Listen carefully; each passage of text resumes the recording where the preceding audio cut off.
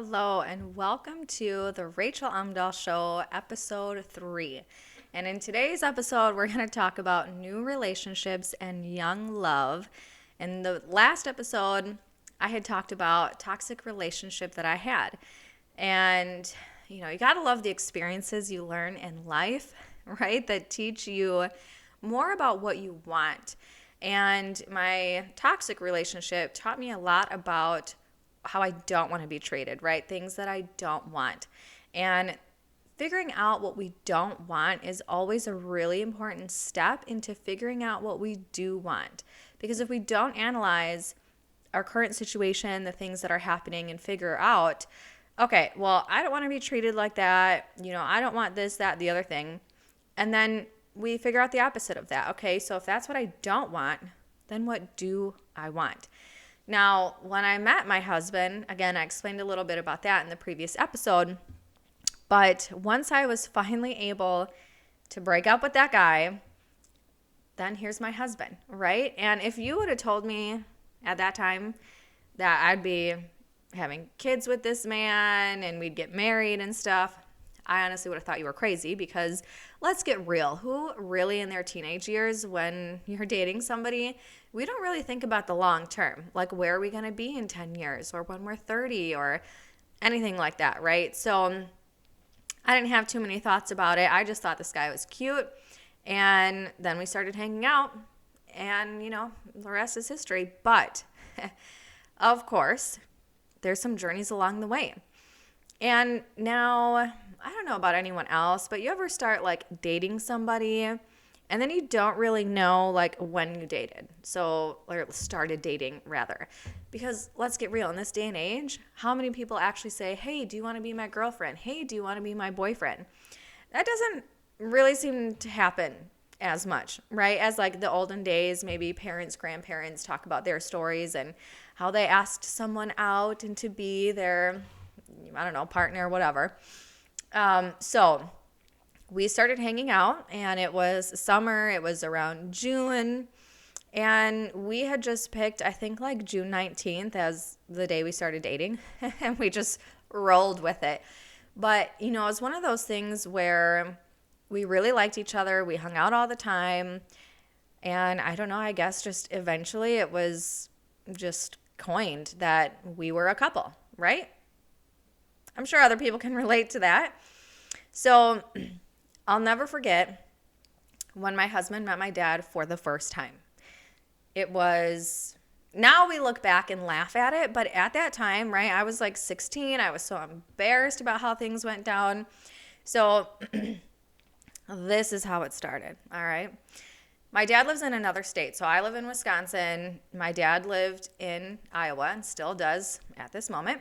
So I asked my husband, obviously at that time, we were just starting to date. I said, do you want to come to Iowa with me to go see my dad? Now, bless his soul, he said yes.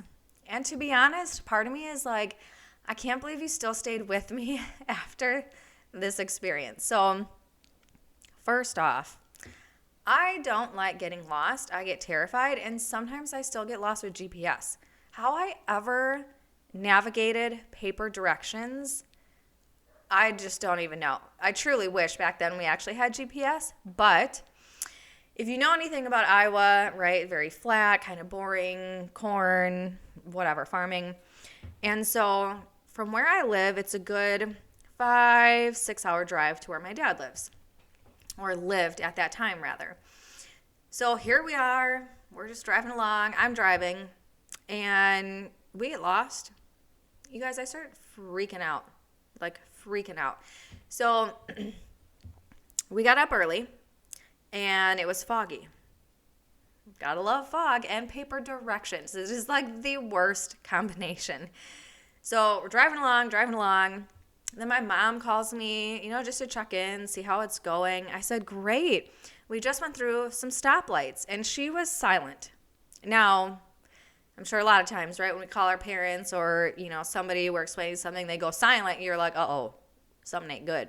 Well, my stomach dropped because I was like, oh my God, I'm lost, aren't I? I am so lost right now. And I just panic. I panic when I get lost, which is why it's just not good for me to get lost. So here I am starting to panic because my mom's not saying anything. I'm like, Mom, hello? She goes, stoplights? I'm like, oh no. And, wouldn't you know it? She's like, you shouldn't be going through stoplights. So here we are in what feels like the middle of nowhere. I start panicking because I don't do well getting lost. My husband is the total opposite. He loves getting lost and the adventure of like figuring out his way, where he's going, but not me. You know how they say like opposites attract? That's certainly the case in a lot of things with my husband and I, although sometimes we think way too much alike. Maybe it's because we've been together for 16 years at this point, but nonetheless. So here we are, lost as can be. There's literally the only things that we can see, again, because it was incredibly foggy. There's a giant police station, and then across the street from where I pulled over, there's like, I don't know, some supplies car thing. I can't even remember exactly what it was. All I remember is we parked in the parking lot. He's sitting in the car. I go in. I am in tears because I'm lost and I feel stranded and I'm never going to make it home. I'm just going to die here, right? At least that's what the anxiety-filled mind goes through and like starts to think. So I walk in and wouldn't you know, there's 4 nice gentlemen standing around their counter. And I walk in and they all just stop talking and they slowly turn around and look at me just in tears. Can we help you? Like, what are you crying about, right? I mean, my husband asks me that often when I cry about stuff. So anyways, I just start crying and I'm like, I am so lost. I have these directions and somehow I made a wrong turn. I don't know where to go. Like, it's terrible. So I also had to really pee. So in addition to having a mental breakdown because I'm lost, I had to go to the bathroom. So thankfully, these guys got us some directions, which they had to tell him. And then at that point, I could not drive. I was like, I need a break because I can't even function to think about anything, especially driving right now. So either way, we ended up making it. But from that point, I was like terrified to even be driving this journey ever again. So at this time, when my husband and I first started dating, my dad was married and this woman had 2 kids, my stepbrother, stepsister. And needless to say, after this whole experience, my dad and that woman didn't stay together very much longer. But either way, so her kids were pretty young. They had to have been, I don't know, maybe her daughter was like 10 or something like that, and the son a little bit younger. So, okay, and also at that time, my husband and I enjoyed some green grass. Okay, let's just leave it at that. You can take with that what you will. And so being young and stupid, we thought, oh, let's just go in the basement and, we'll go ahead and have ourselves a little bit of grass. Well, needless to say, my stepsister at that time ratted me out. I mean, of course, she's 10 years old, right? She doesn't know, which is fine. Makes for good memories now.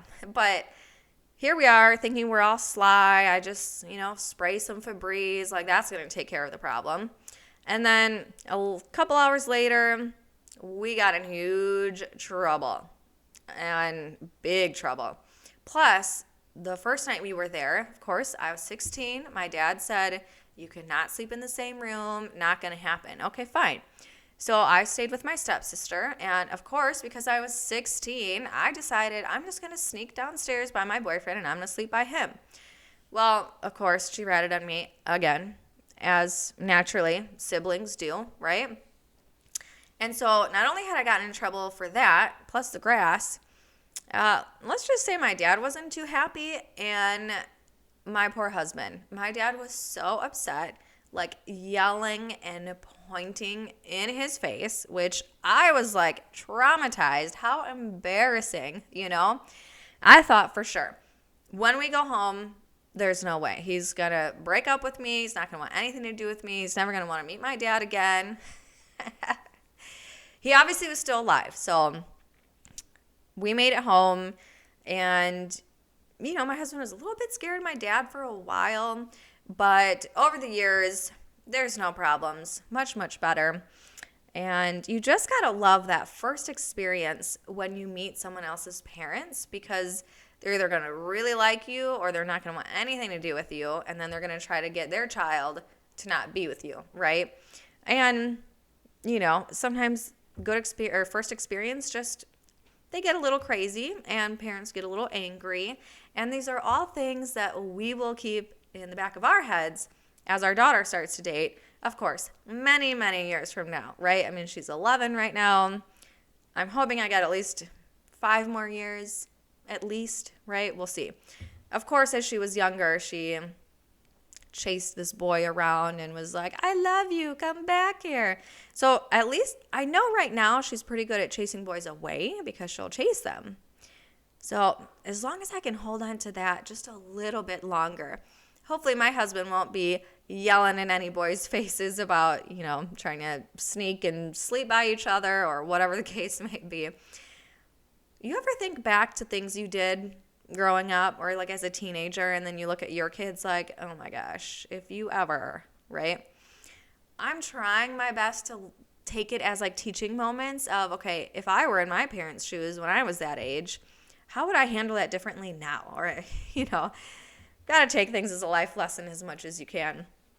But all in all, it really makes for some great memories, and we laugh about it all the time, and just like how angry my dad was and like in your face, and definitely the traumatized teenager like you see in movies, right? Like, oh, I'm so scared for you to meet my dad, blah, blah, blah. Thankfully, my dad didn't have any guns around that he had access to, right? But anyways, that was the first time my husband ever met my dad. It didn't go as well as I had hoped, obviously. And, he's continued to stay with me. And even after that first experience, we had gone and visited my dad again. This time it was fine, but I was a little traumatized slightly because on the drive, of course, my husband was sleeping. And all of a sudden my gas light comes on. And I'm on the freeway, highway, whatever you want to call it. And I'm like panicking again because now I'm thinking, great, I'm going to be stranded on the freeway on the side of the road somewhere, and I don't have gas, and then I'm going to have to call somebody to come and save me, which those are stories for another day, the times that I've had to be saved. There's quite a few now that I actually think about it. But we'll save that one for another day. I do remember, when my husband and I started dating, it must have been like a year, maybe 2 after we started dating. He went on a family trip, and his grandfather, really nice guy to me, right? Very sweet, confident in like our relationship and that we would figure things out. And I'll never forget when my husband went on this trip with his family, his grandpa showed him something called The Secret, which is, I think it's now on like YouTube. You can watch it with ads, but The Secret is also, you can get the DVD. It's in a few different places, but that changed my life forever, and I'm so grateful that it did. If you've never read the book The Secret or watched this like documentary thing, I highly suggest it. Now, I'm very much into like manifestation, what you think about, you bring about, your energy. It's like a boomerang. What you put out, positive or negative, will come back to you. And I'll build on this over my podcast. I've manifested some amazing things in my life. And I guess for now, let's just end this episode with go and watch The Secret or read the book.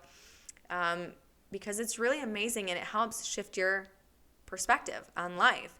And man, if I could go back to that moment when my husband had come home from his vacation and said, you have to watch this, it's so great, I would take that moment back again and again. And I actually watch it a couple times a year because I find it just so inspiring. And especially if you're into like vision boards and stuff, it can really help you get more clear and think about like what you want and what you want to attract in life.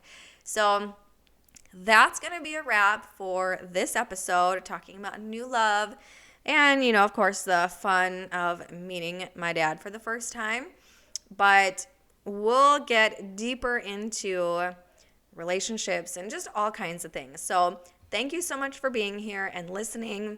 I hope that throughout this podcast, there's some things that you can relate to. I would love to hear any of your like horror stories of your loved one, like meeting your parents and stuff like that. So reach out. You can always check out my website, lovenutrition.net. You can reach me on there, or you can email me, lovenutrition2017@gmail.com, or you can find me on Facebook, right? I would love to hear your stories, just to know that I'm not the only one that's had these crazy experiences, right?